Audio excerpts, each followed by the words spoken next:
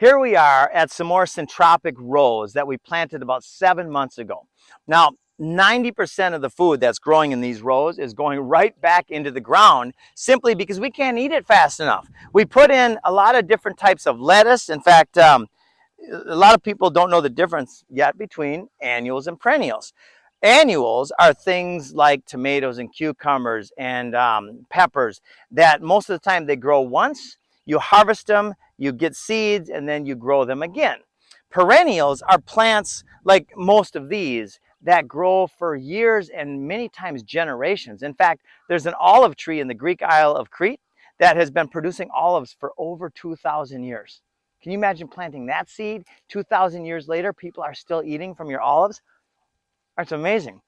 Now, diversity, like we shared earlier, is the strength of a system. So in these rows, we have over 100 different types of edible and medicinal plants.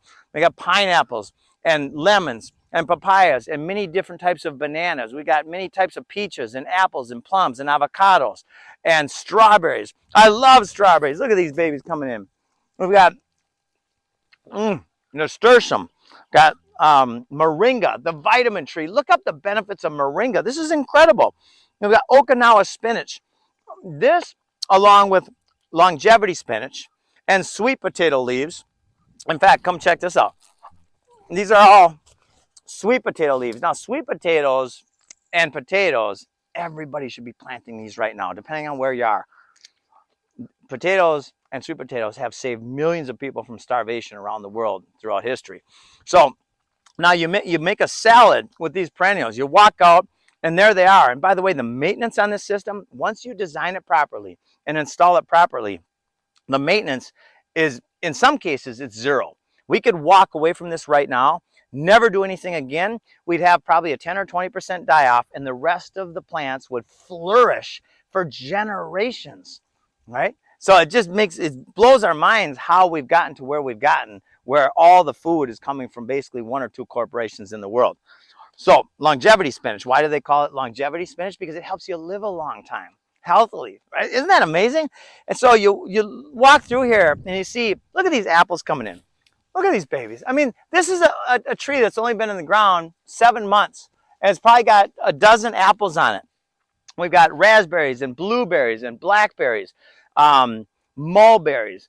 We've got, well, you name it, lychee, my wife and daughter's favorite fruit. Folks, this can be in any yard in the United States, any yard in the world. Now, if you live in the deserts, you live in somewhere dry, then you pick the plants that thrive in that area.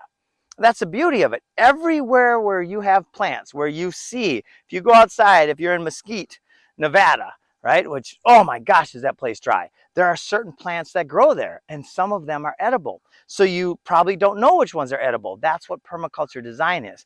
We bring in and show you what's the best combination or guilds of plants that fit for your area. So if you are interested in helping the world by helping yourself, and start growing food right now, my friends. Indoors or outdoors. Outdoors is by far better because the inputs are much less relative to the yield. But whatever you can do now, it's time we start growing food. And it's time we lift our vibration, settle in faith and courage that we are more than this. We are more than this. We are spirit playing a divine game. And let's guide the world. Let's inspire the world through the voluntary exchange of value. Let's inspire and empower people by demonstrating yourself living a healthy, wonderful, vibrant life. I love you all. Let's grow some food.